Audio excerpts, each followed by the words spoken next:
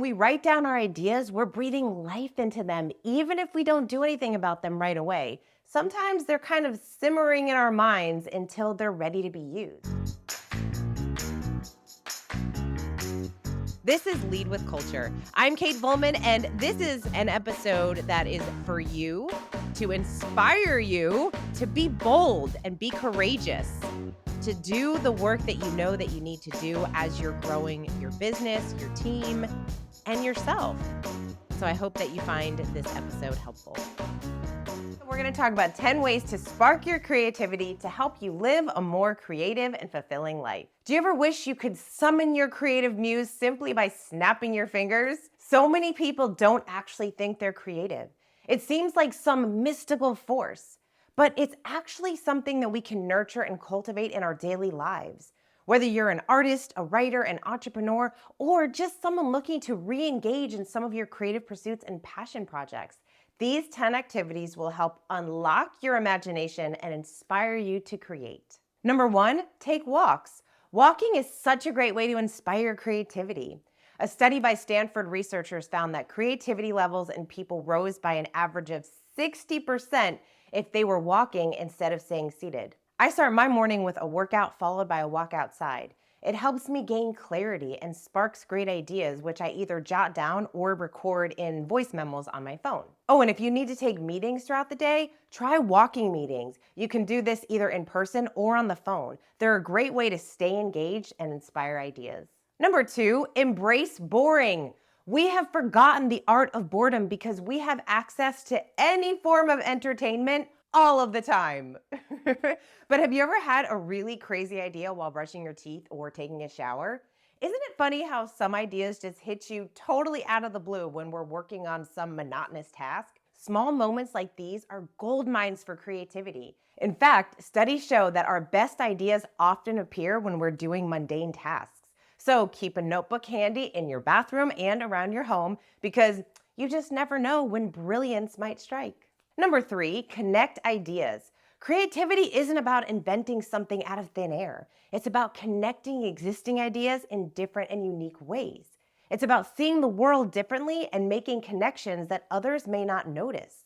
The more diverse your influence is in the books you read, people you engage with, podcasts you listen to, the richer your creativity becomes. Surround yourself with interesting people. Read books and listen to podcasts in completely different genres than you typically would, and see what new ideas show up. I love reading autobiographies because you're not only uncovering how someone got to where they are, but you're also learning about their mindset and decision-making process. If you always read nonfiction books, try reading some fiction. If you mostly study business, listen to podcasts about health, science, or photography instead. I ended up doing a video about what entrepreneurs can learn from comedians because I started seeing so many similarities between the two after listening to interviews with both types of people. What ideas can you connect together from some of your experiences? Number 4, daydream. Not only does daydreaming reduce stress and anxiety, it also helps with problem solving and creativity.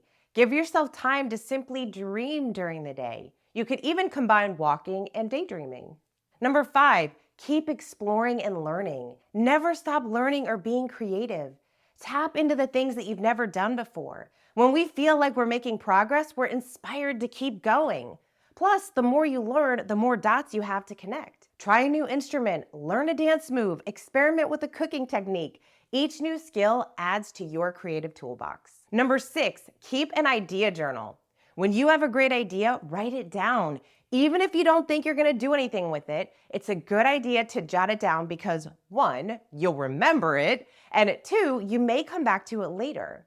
When we write down our ideas, we're breathing life into them, even if we don't do anything about them right away. Sometimes they're kind of simmering in our minds until they're ready to be used. Plus, it's always fun to go back to your journal and see what you were thinking about a few months or even years ago. Number 7, say yes to new adventures.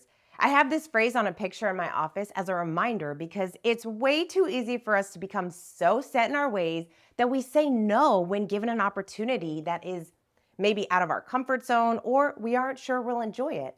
Shonda Rhimes wrote a whole book about this called Year of Yes.